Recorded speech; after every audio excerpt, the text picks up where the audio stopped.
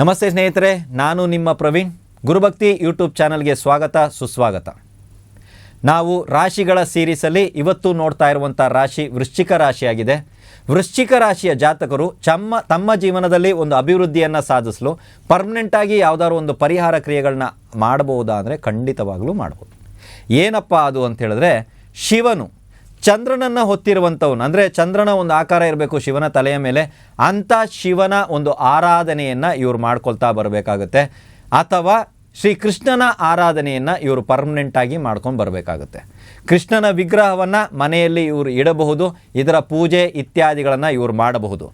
ಎಲ್ಲೇ ಪೂಜೆ ಮಾಡಲಿ, ಅದು ಮನೆ ಆಗಿರಲಿ ಹೊರಗಡೆ ಆಗಿರಲಿ, ಇವರು ಹಾಲಿನಿಂದ ತಯಾರಿಸಿರುವಂಥ ನೈವೇದ್ಯವನ್ನೇ ಬಳಸುವಂಥದ್ದು.